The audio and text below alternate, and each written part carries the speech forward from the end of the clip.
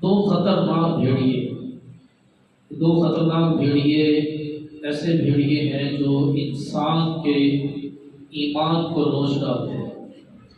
نبی کریم صلی اللہ تعالیٰ علیہ وسلم نے ارشاد فرمایا کہ دو بھوکے بھیڑیوں کو بکریوں کی ریوڑ میں داخل کر دیا جائے تو اتنا نقصان نہیں پہنچائیں گے، لیکن مال اور حب جاہ کی محبت جو انسان کے ایمان کو نقصان پہنچائے گی۔ دو بھوکے بھیڑیے ان کو بکریوں کے ریوڑ میں داخل کر دیا جائے تو زیادہ سے زیادہ ایک آدھ بکری کھا جائیں گے اور چند بکریوں کو وہ زخمی کر دیں گے، لیکن اتنا زیادہ نقصان نہیں ہوگا۔ لیکن نبی کریم صلی اللہ تعالیٰ علیہ وسلم نے ارشاد فرمایا کہ دو ایسے خطرناک بھیڑیے ہیں جو انسان کے دل میں اگر داخل ہو جائے تو انسان کے ایمان کو نقصان پہنچتا ہے۔ ایک مال کی محبت اور ایک حب جاہ کی محبت۔ حب جاہ یعنی کہ بندے کے اندر یہ شوق پیدا ہو جائے کہ لوگ میری عزت کرے، میری شہرت ہو اور پورے دنیا میں میرا نام ہو اور میری واہ واہ ہو، یعنی کہ شہرت کا طلبگار، تعریف کا طلبگار، اس سے حب جاہ ہے۔ یہ چیز جب بندے کے اندر دل کے اندر داخل ہو جائے تو اس کے ایمان کی بربادی کا سلسلہ شروع ہو جاتا ہے۔ یہ ایک ایسی آگ ہے جو ایمان کی روشنی کو بجھا دیتی ہے۔ مال کی خاطر بندہ در بدر کی ٹھوکریں کھاتا ہے، لیکن عزت کی خاطر بندہ اپنا مال بھی قربان کر دیتا ہے، بسا اوقات اپنی جان بھی قربان کر دیتا ہے۔ اسی طرح کی عزت حاصل کرنے کے لیے لوگ سوشل میڈیا کا سہارا لیتے ہیں اور ایسی سیلفیاں بنا کر وہ ایک اپلوڈ کرنا چاہتے ہیں جن کی بنا پر ایک ان کا ایک نام ہو، ایک ان کی واہ واہ ہو جائے۔ جاپان کا ایک شخص وہ تاج محل آگرہ ہند میں رائل گیٹ کی سیڑھیاں چڑھتے ہوئے سیلفی لینے کی کوشش کر رہا تھا۔ اسی دوران سیڑھیوں سے گرا اور جان سے ہاتھ دھو بیٹھا اور یہ شہرت حاصل کرنے کے لیے اس نے اپنی زندگی داؤ پہ لگا دی۔ روس کے دو جوانوں نے ایک بار دستی بم ہاتھ میں لیا اور اس کی پن نکالتے وقت انہوں نے اس کا ایک کلپ بنانا تھا، ایک سیلفی بنانی تھی۔ وہ پن نکالتے ہوئے انہوں نے وہ سیلفی لینا چاہی تو اسی دوران وہ بم پھٹا اور دونوں وہ روسی نوجوان موت کے گھاٹ اتر گئے۔ راولپنڈی پاکستان کا ایک لڑکا ریلوے ٹریک پر کھڑے ہو کر چلتی ٹرین کے ساتھ اس نے کلپ بنانا چاہا، سیلفی لینا چاہی، اس کی وہ کوشش کر رہا تھا اور اسی دوران وہ ٹرین سے ٹکرا گیا، اسی موقع پر اس نے دم توڑ دیا۔ ایسے اور بھی کئی عبرتناک واقعات ہیں۔ سفر حج اور عمرے کے دوران بھی سیلفی کے شوقین اپنا شوق پورا کرتے دکھائی دیتے ہیں۔ حجر اسود کو بوسہ دیتے ہوئے، سعی کے دوران، طواف کرتے وقت، یہاں تک کہ مدینہ منورہ میں معاجہ شریف اور اس کی بھی لوگ سیلفی بنا رہے ہوتے ہیں۔ ایسے بے باک ہیں کہ جو سیلفی کے شوق میں وہ معاجہ شریف کی طرف پیٹ کر لیتے ہیں۔ معاجہ شریف کی طرف پیٹ کرنا ایسے جیسے نبی پاک صلی اللہ تعالیٰ علیہ وسلم کو بندہ پیٹ کرنا ہے۔ کاش کہ ہمارا یہ ذہن بن جائے کہ سفر حرمین سیلفی بنانے کے لیے نہیں، ثواب کمانے کے لیے ہوتا ہے۔ بہرحال شہرت کی خاطر لوگ نہ جانے کیسے کیسے خطرے مول لیتے ہیں، مال خرچ کرتے ہیں اور نہ جانے کیسے کیسے پاپڑ ملتے ہیں۔ اللہ پاک ہمیں شہرت کی محبت سے محفوظ فرمائے۔ یقین جانیے کہ شہرت اور عزت کی محبت سخت نقصان دہ ہے۔ پارہ 20 سورہ قصص آیت نمبر 83 میں اللہ تبارک و تعالیٰ ارشاد فرماتا ہے، یہ آخرت کا گھر ہم ان کے لیے کرتے ہیں جو زمین پر تکبر نہیں چاہتے اور نہ ہی فساد۔ یعنی کہ آخرت کا گھر جنت اس کے لیے ہے جو دنیا میں غلبہ اور بڑائی نہیں چاہتا، نہ گناہ کر کر زمین میں فساد پھیلانا چاہتا ہے۔ مسلمانوں کے چوتھے خلیفہ امیر المومنین حضرت علی المرتضیٰ شیر خدا رضی اللہ تعالیٰ عنہ فرماتے ہیں، جو بندہ یہ چاہے کہ میرے جوتے کا تسمہ دوسرے کے تسمے سے افضل ہو، وہ بھی اس آیت کے حکم میں داخل ہو۔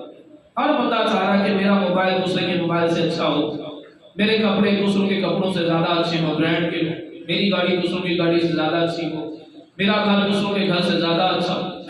قربانی کا جانور بھی لیں گے تو اس میں بھی یہی کوشش ہوتی ہے کہ میرا قربانی کا جانور دیگر رشتہ داروں پڑوسیوں کے جانوروں سے زیادہ اچھا ہو۔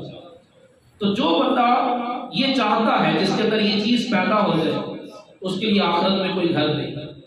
اللہ اکبر، جوتے کا تسمہ تو دور کی بات، ہمارے ہاں تو ہر بات میں مقابلہ کیا جاتا ہے۔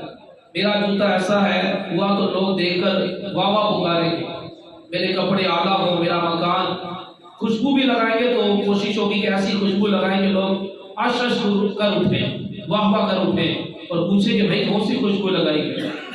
مکان کسی کا نہ ہو میرے جیسے مکان جیسا، میری گاڑی جیسی کسی کی گاڑی نہ ہو، غرض ہر چیز میں مقابلہ کیا جاتا ہے، اور اس مقابلے سے مقصود کیا ہوتا ہے؟ حب جاہ، شہرت، عزت، کہ لوگ مجھے دیکھیں اور دیکھتے ہی رہتے، میری چیزیں دیکھیں اور واہ واہ پکار اٹھیں۔ کہ آج کل رسول صحابہ کرام علیہ رضوان ہمارے آئیڈیل ہیں، ہمارے لیے بہترین نمونہ ہے، ان کی بھی آپس میں مقابلے ہوتے ہیں۔ ایک ہمارا آپس میں مقابلہ ہوتا ہے کہ ہمیں نے دوسرے سے زیادہ اپنا اسٹیٹس بڑھانا ہے۔ صحابہ کرام کا بھی آپس میں مقابلہ ہوتا تھا، ان کا مقابلہ یہ نہیں ہوتا تھا کہ میں نے اس سے زیادہ اپنا اسٹیٹس بڑھانا ہے، ان کا مقابلہ ہوتا تھا کہ میں نے نیکیوں میں آگے بڑھنا ہے، میں نے نیکیوں میں ان کے مقابلے میں آنا ہے، ان سے آگے بڑھنا ہے۔ تو صحابہ کرام علیہ رضوان نیکیوں میں ایک دوسرے سے آگے بڑھنے کی کوششیں کرتے تھے۔ غزوہ تبوک کے موقع پر فاروق اعظم رضی اللہ عنہ نے کہا کہ آج میں صدیق اکبر رضی اللہ عنہ سے نیکیوں میں آگے بڑھ کر رہوں گا، آپ آدھا سامان لے کر آئے کہ تاکہ مجھے نیکیوں میں سے زیادہ آگے بڑھ جاؤں، اور صدیق اکبر رضی اللہ عنہ اپنے گھر کا پورا سامان لے کر آئے۔ تو میرے محترم اسلامیوں، ہمیں بھی چاہیے کہ ہم نیکیوں کے معاملے میں ایک دوسرے سے مقابلہ کریں۔ صحابہ کرام علیہ رضوان میں باپ بیٹے میں جہاد میں شرکت کرنے کے لیے بحث ہوتی تھی، وہ کہتا باپ کہتا تھا میں نے جہاد میں جانا ہے، بیٹا کہتا تھا میں نے جہاد میں جانا ہے، دونوں کی بحث ہو جاتی، پھر قرآن اندازی ہوتی تھی، پھر جس کا نام آتا تھا وہ جہاد پر جاتا تھا۔ یعنی کہ اس قدر ان کے اندر یہ جذبہ ہوتا تھا اچھے اعمال کرنے کا۔ غربت اور بے کسی کی وجہ سے راہ خدا میں سفر نہ کر سکنے والے روتے تھے، حضور کی بارگاہ میں حاضر ہوتے تھے کہ یا رسول اللہ ہم معذوری کی وجہ سے نہیں جا سکے، یا رسول اللہ ہم غربت کی بنا پر حج نہیں کر سکے، تو حضور کی بارگاہ میں رویا کرتے تھے کہ ہم تو نیکیوں میں پیچھے رہ گئے۔ ایک صحابی رضی اللہ تعالیٰ عنہ اگر آدھی رات کی عبادت کرتا تو دوسرا پوری رات، اگر ایک دہائی قرآن کی تلاوت کرتا تو دوسرے کو پتہ چلتا تو وہ آدھی قرآن کی تلاوت کرتا۔ کاش ہم دنیا کے نہیں آخرت کے طلبگار بنتے۔ دنیا میں اگر عزت مل بھی گئی، شہرت نصیب بھی ہو گئی، مگر اس کے بدلے میں آخرت داؤ پہ لگی تو کیا فائدہ؟ یہاں سب فانی ہے، چند روزہ ہے، اور قیامت کا وہ ہولناک دن اگلے پچھلے سب حاضر ہوں گے، قہر کا سامنا ہوگا۔ اگر اس وقت اعمال نامہ کھول دیا گیا اور اس میں گناہوں بھری مار نکلی تو اس وقت جو شرمندگی ہوگی، اس شرمندگی اور ندامت کا کیا کرے؟ اللہ تبارک و تعالیٰ پارہ 4 سورہ آل عمران میں ارشاد فرماتا ہے کہ ہرگز نہ سمجھنا انہیں جو خوش ہوتے ہیں اپنے کیے پر اور چاہتے ہیں بے کیے کی تعریف ہو، ایسوں کو ہرگز عذاب سے دور نہ جاننا، اور ان کے لیے دردناک عذاب ہے۔ اس کی تفسیر میں ہے کہ اس آیت میں اس کے لیے وعید ہے جو عزت کا طلبگار ہے، جو تعریف کا طلبگار ہے، جو شہرت کا طلبگار ہے، کہ لوگ میری تعریفیں کریں، میری شہرت ہو، اس کی تمنا میں جو مبتلا ہو۔ اللہ تبارک و تعالیٰ فرما رہا ہے کہ ایسوں کو ہرگز عذاب سے دور نہ جانا، جو چاہتا ہے کہ لوگ میرے شہدائی ہوں، ہر زبان پر میری تعریفیں ہوں، سب میرے کمالات کا اعتراف کریں، مجھے ہر جگہ عزت سے نوازا جائے، میں عالم نہیں ہوں پھر بھی مجھے علامہ کہا جائے، میں ملک و قوم کا خدمت گزار نہیں ہوں لیکن پھر بھی مجھے قوم کا موصل قرار دیا جائے، لوگ جھک کر مجھے سلام کریں، میرا تعارف بہترین القاب کے ساتھ ہو۔ ایسے شخص کو چاہیے کہ اپنے دل پر غور کر لے کہیں وہ حب جاہ کا شکار تو نہیں۔ اگر ایسا ہو تو اس آیت سے سبق حاصل کرے کہ اللہ کریم فرما رہا ہے کہ ایسا بندہ جس نے کیا کچھ بھی نہیں اور پھر بھی تعریف کا طلبگار ہے، فرمایا ایسے بندے کو عذاب سے دور نہ جاننا، ان کے لیے دردناک عذاب ہے۔ تو نبی کریم صلی اللہ تعالی علیہ وآلہ وسلم نے ارشاد فرمایا کہ یہ جو دل میں حب جاہ اور مال کی محبت آ جاتی ہے، انسان کے ایمان کو بہت زیادہ نقصان پہنچاتی ہے۔ نبی کریم صلی اللہ تعالی علیہ وسلم نے ارشاد فرمایا کہ جو سنانا چاہے گا اللہ اسے سنا دے گا، جو دکھانا چاہے گا اللہ اسے دکھا دے گا۔ اس کی شرح بیان کرتے ہوئے مفتی صاحب فرماتے ہیں یعنی جو عبادت لوگوں کے دکھلاوے وہ سنانے کے لیے کرے گا وہ اللہ پاک دنیا میں یا آخرت میں اس کے عمل لوگوں میں مشہور کر دے گا، مگر عزت ساتھ نہیں بلکہ ذلت کے ساتھ۔ لوگ اس کا عمل سن کر اس پر پھٹکار ہی کریں گے۔ کہ جو بندہ اس لیے اچھا کام کوئی بھی کام کر رہا ہے کہ یہ کسی طرح لوگوں میں نظر آئے اور لوگوں کو لوگ سن لیں، فرمایا اللہ دکھا بھی دے گا اور سنا بھی دے گا، لیکن عزت کے ساتھ نہیں، ذلت کے ساتھ۔ تو ایک تو اپنے ہمارے دل میں یہ چیز نہیں آنی چاہیے کہ لوگ میری تعریفیں کریں اور مجھے ایک دنیا میں شہرت مل جائے اور میری عزت ہو۔ عزت اللہ تعالیٰ کی بارگاہ میں بنانے کی کوشش کریں، اور اللہ کی بارگاہ سے جو بندے کو عزت ملتی ہے تو پھر دنیا کی کوئی طاقت اس کو ذلیل نہیں کر سکتی۔ تو اللہ رسول کی بارگاہ میں عزت بنانے کی کوشش کرے۔ لوگوں کے سامنے عزتیں یہ کوئی عزت نہیں ہے، یہ صرف وقتی طور پر ہوتی ہیں، اور جب موت آتی ہے تو لوگ سب کچھ بھلا بیٹھتے ہیں۔ دوسری جو خطرناک بھیڑیا ہے وہ ہے مال کی محبت۔ مال کی محبت، نبی پاک صلی اللہ تعالیٰ علیہ وسلم نے ارشاد فرمایا مال کی محبت اور عزت کی چاہت دل میں ایسے نفاق پیدا کرتے ہیں جیسے پانی سجدہ اگاتا ہے۔ کئی ایسی آیات مبارکہ، حدیث مبارکہ جس میں مسلمانوں کو منع کیا گیا کہ تم نے مال سے محبت نہیں کرنی، مال کو ضرورت حاصل ضرور کرنا ہے لیکن اس سے محبت نہیں کرنی۔ جب یہ دینار کا سکہ بنا تھا تو شیطان نے اس کو چوم کر ماتھے سے لگایا تھا کہ جو اس سے محبت کرے گا وہ میرا غلام ہو۔ تو جب بندہ مال سے محبت کرتا ہے تو وہ شیطان کا غلام بن جاتا ہے۔ مال کی محبت کی دو صورتیں ہیں۔ ایک صورت یہ ہے کہ آدمی کے دل میں مال کی بہت محبت ہو اور بندہ چاہتا ہے کہ میں راتوں رات امیر بن جاؤں اور میری فیکٹریاں ہو، کوٹھی بنگلہ ہو، بینک بیلنس ہو، بڑی بڑی گاڑیاں ہو، مگر مال کی اس پوری محبت کی وجہ سے وہ حرام کی طرف ہاتھ نہیں بڑھاتا، نہ ہی رشوت لیتا ہے، نہ کوئی سود کا لین دین کرتا ہے، کسی قسم کا کوئی حرام ذرائع کو اختیار نہیں کرتا، لیکن اس کی کوشش یہ اسے پوری ہوتی ہے کہ میں کسی طرح سے جلدی جلدی مالدار بن جاؤں۔ یہ محبت بھی انسان کے نقصان دہ، یہ محبت بندے کو منافق بنا دیتی ہے بسا اوقات، یا بندے کو کافر بنا دیتی ہے۔ ایک شخص تھا، وہ بڑا غریب تھا اور نبی کریم صلی اللہ تعالیٰ علیہ وسلم کے پیچھے نمازیں ادا کیا کرتا تھا، اور اتنا مسجد میں وہ وقت گزارتا تھا کہ لوگ اسے حمامات المسجد کہتے تھے، مسجد کا کبوتر۔ جب دیکھو مسجد میں، جب دیکھو مسجد میں، اس قدر وہ عبادت گزار تھا، دن رات کا اکثر حصہ وہ مسجد نبوی شریف میں گزارا کرتا تھا۔ تو اس شخص نے ایک دن نبی کریم صلی اللہ تعالیٰ علیہ وسلم کی بارگاہ میں درخواست کی کہ یا رسول اللہ صلی اللہ علیہ وسلم آپ میرے لیے مالدار ہونے کی دعا فرمائیں۔ نبی کریم صلی اللہ علیہ وسلم نے فرمایا کہ تھوڑا مال جس کا تو شکر ادا کرے وہ زیادہ مال سے بہتر ہے، زیادہ مال جس کا تو شکر ادا نہ کر سکے وہ بہتر نہیں ہے۔ حضور نے اس کو منع کیا، لیکن پھر دوبارہ حضور کی بارگاہ میں آ کر منت سماجت کرنے لگ پڑا کہ یا رسول اللہ صلی اللہ علیہ وسلم آپ میرے لیے مالداری کی دعا فرمائیں۔ تو نبی کریم صلی اللہ تعالیٰ علیہ وسلم کی بارگاہ میں نہ نہیں ہے، انکار نہیں ہے، حضور صلی اللہ علیہ وسلم نے اس کے لیے دعا فرما دی، چنانچہ اللہ پاک نے اس کی بکریوں میں برکت عطا فرمائی۔ اب نبی کی دعا قبول ہوتی ہے، اس کی بکریاں اتنی بڑھ گئیں کہ مدینہ منورہ میں رہنا مشکل ہو گیا، تو وہ بکریاں لے کر جنگل کی طرف چلا گیا، اور اتنی بکریاں بڑھ گئی کہ وہ جو جس ایریا میں اس نے بکریاں رکھی ہوئی تھی وہ جگہ بھی چھوٹی پڑ گئی۔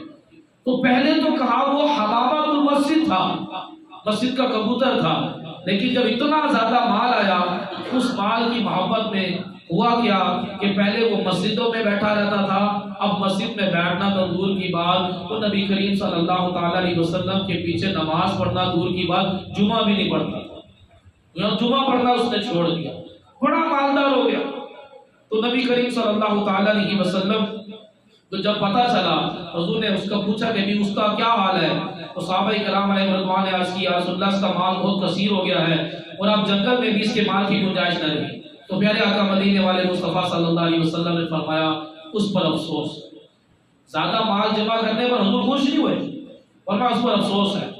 پھر جب زکوٰۃ کی وحی نازل ہوئی کہ زکوٰۃ فرض ہے، زکوٰۃ کا حکم نازل ہوا، نبی پاک صلی اللہ تعالیٰ علیہ وسلم نے بھیجا ایک صحابی کو کہ بھی تم زکوٰۃ دو تم اپنے مال کی، تو کہنے لگا زکوٰۃ یہ تو ٹیکس ہے، چلو میں اس کے بارے میں سوچوں گا۔ اس نے زکوٰۃ دینے سے انکار کر دیا۔ تو نبی کریم صلی اللہ تعالیٰ علیہ وسلم نے جب آ کر بتایا گیا تو حضور نے فرمایا اس کا افسوس ہے، یہاں تک کہ وہ جو حمامات المسجد تھا، مسجد کا کبوتر قرار دیا جاتا تھا، وہ کافر ہو کر مرا، کہاں وہ مسجد میں بیٹھتا تھا، حضور کے پیچھے نمازیں پڑھتا تھا، بڑا عابد و زاہد تھا، لیکن جب مال کی محبت آئی اور جب مال بڑھتا گیا تو اس نے نبی پاک صلی اللہ تعالی علیہ وسلم کو زکوٰۃ دینے سے انکار کیا، زکوٰۃ کا انکار ہی کر دیا۔ تو زکوٰۃ کا انکار کرنے سے بندہ کافر ہو جاتا ہے، وہ کفر کی موت ہے۔ صدیق اکبر رضی اللہ تعالیٰ عنہ کا جب زمانہ آیا تو اس نے زکوٰۃ دینا چاہی، آپ نے قبول نہیں کی۔ فرمایا جب تو نے حضور کو نہیں دی تو میں بھی تجھ سے زکوٰۃ قبول نہیں کروں۔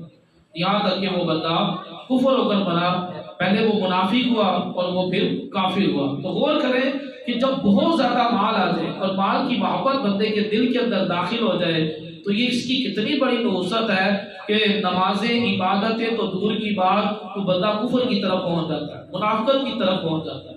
ایک بندہ مالدار ہے، وہ اپنے مال، اللہ تبارک و تعالیٰ نے دنیا میں اس کو بڑی اچھی نعمتیں دی ہیں، ایک اچھی سواری ہے، ایک اچھا بستر ہے، ایک اچھا گھر ہے، بڑی پیاری پیاری اللہ پاک نے اس کو نعمتیں دی ہیں۔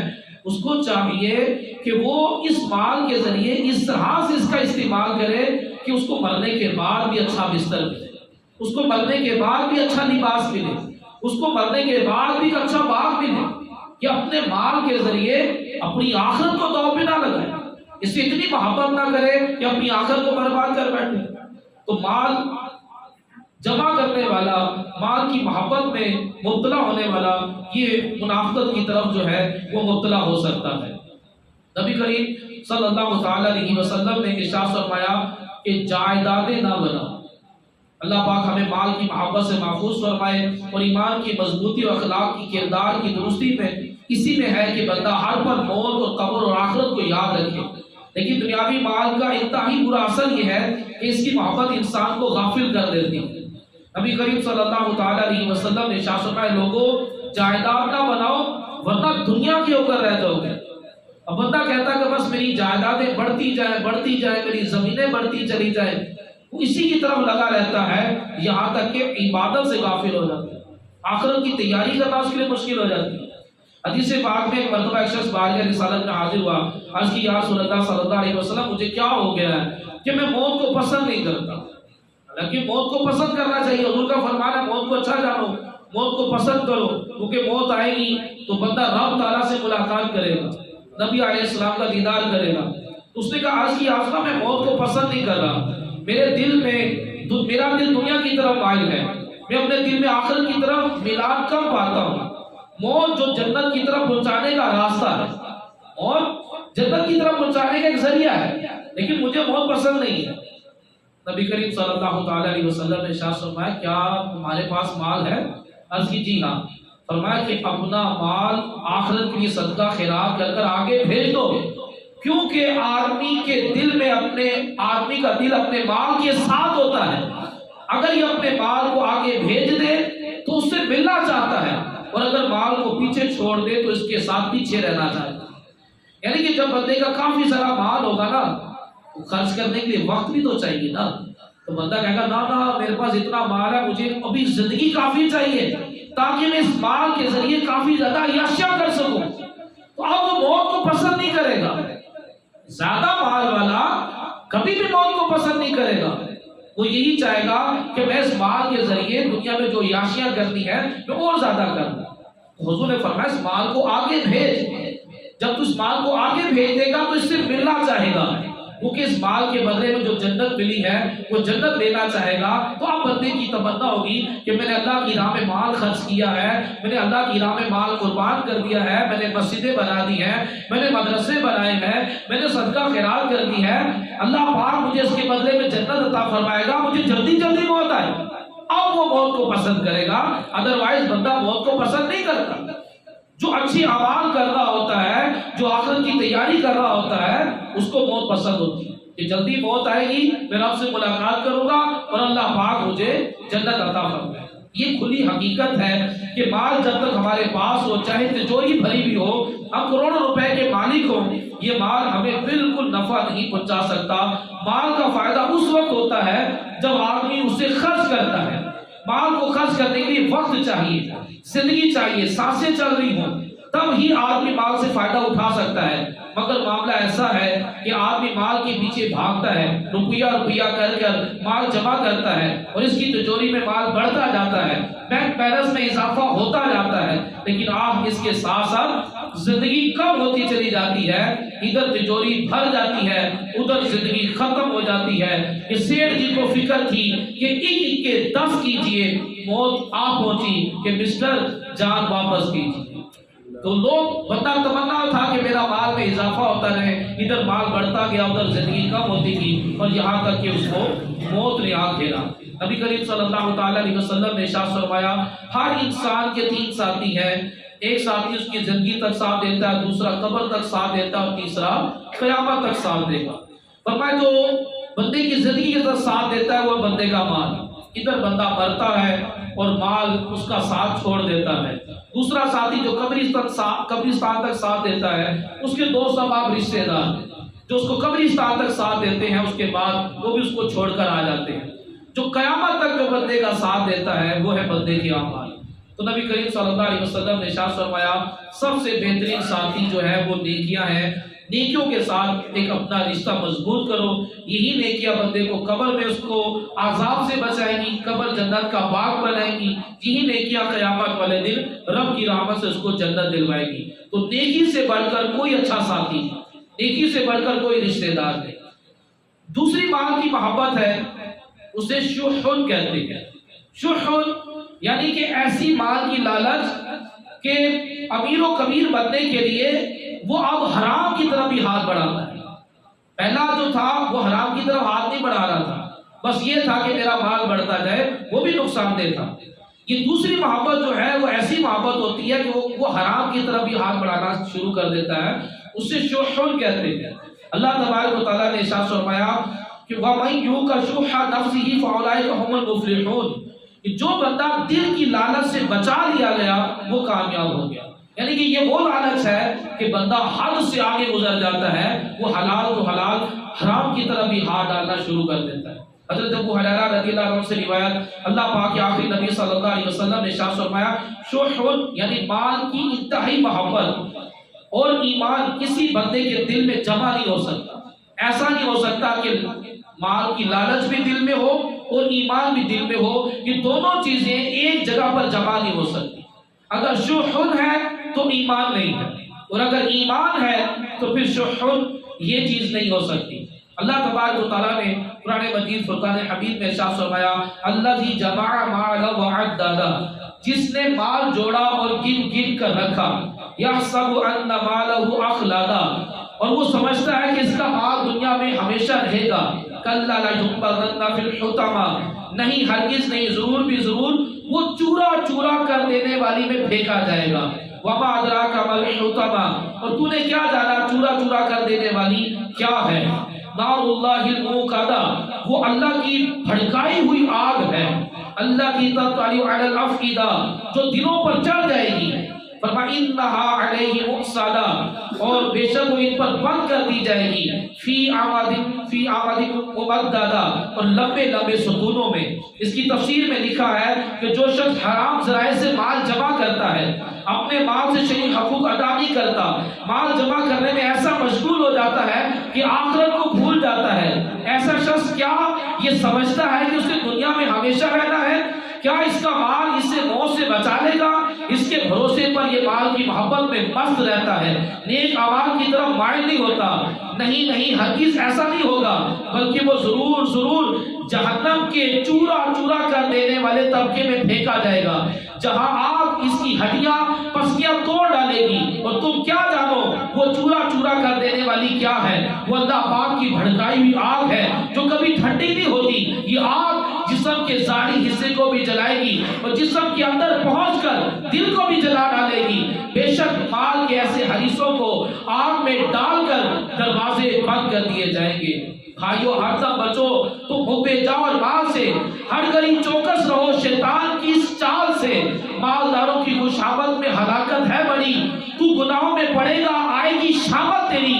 کان دھر کے سن، نہ بننا تم مال کا مال، نہ بننا تم حص سے مال و زر، کل کنات اختیار بھائی تھوڑے رزق پر.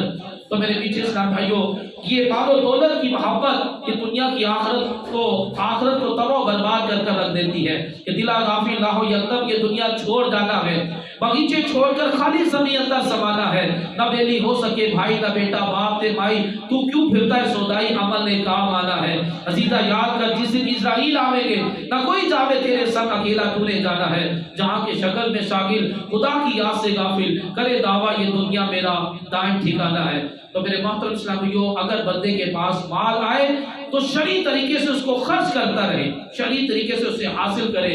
وہی مال بندے کے لیے بہترین مال ہے کہ جو مال بندے کو تکبر میں مبتلا نہ کرے، وہ مال جو بندے کی نماز میں رکاوٹ نہ بنے، وہ مال جو بندے کے لیے آخرت کی تیاری میں رکاوٹ نہ بنے، یہ مال بندے کے لیے بڑا بہترین مال ہے۔ لیکن جس مال نے بندے کو نماز سے روک دیا، جس مال نے بندے کو تکبر کے اندر مبتلا کر دیا، اور جس مال کو بندے نے حرام طریقے سے حاصل کیا، یہ مال اس کو تباہ و برباد کر کے رکھ دے گا۔